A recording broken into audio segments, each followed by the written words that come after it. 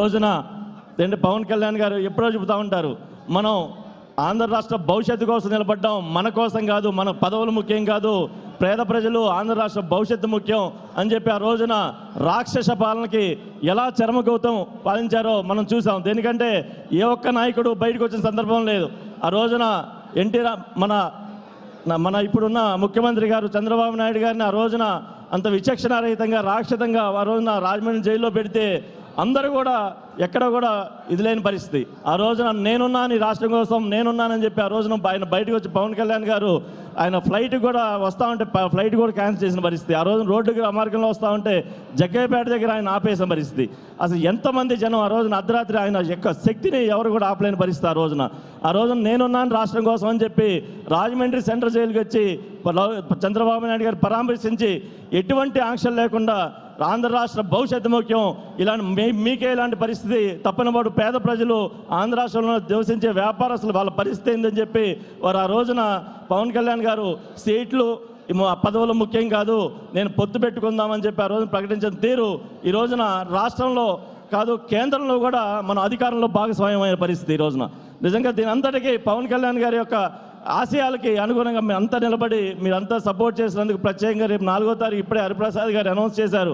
ఒక పండగ వాతావరణం, అది దీపావళి సంక్రాంతి కలగలిపి ఆ రోజున ఒక పండగ వాతావరణం మనం చేసుకోవాలి. ఎందుకంటే రాక్షస సంసారం ఆ రోజున జరిగింది.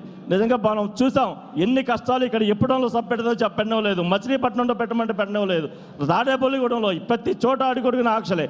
అంత ఆంక్షలు తట్టుకొని ఈ రోజున జనసేన పార్టీ పవన్ కళ్యాణ్ గారు ధైర్యంగా నిలబడబట్టే మనం ఈ రోజున అంత ధైర్యంగా మనం ఈ రోజున మనం చేసుకోగలిగాం. మనందరికీ ప్రత్యేకంగా పేరు పేరున జనసేన పార్టీ కార్యకర్తలకు, నాయకులకు, అలాగే వీరమహిళలందరూ కూడా ప్రత్యేక ధన్యవాదాలు చెప్తూ సెలవు తీసుకుంటూ దీనికి ఉద్దేశించి మన పెద్దన్న శ్రీ కొండెల నాగబాబు గారిని మాట్లాడవలసిందిగా కోరుతా ఉన్నాం.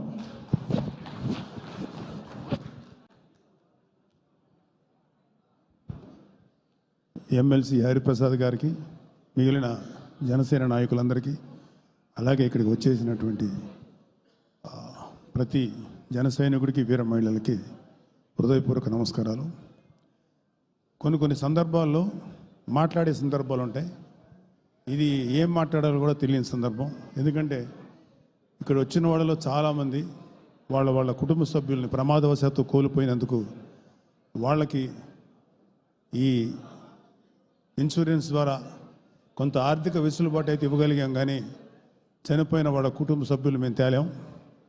అయినా సరే పవన్ కళ్యాణ్ గారు గొప్ప మనసుతోటి ఆయన కొంత డబ్బు ఈ ఇన్సూరెన్స్కి కంట్రిబ్యూట్ చేస్తూ ఈ కార్యక్రమానికి చాలా కాలంగా దిగ్విజయంగా నడిపిస్తున్నారు.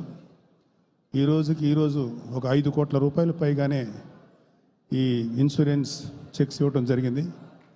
మీ అందరికీ హృదయపూర్వక నమస్కారాలు. మీ కుటుంబ సభ్యులు తేలాం, కానీ మీకు మేమున్నామంటూ ఒక చిన్న భరోసా ఈ రూపంలో ఇవ్వగలుగుతున్నందుకు కొంచెం తృప్తిగా ఉంది.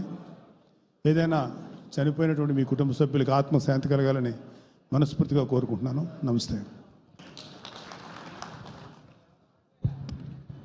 Thank you sir.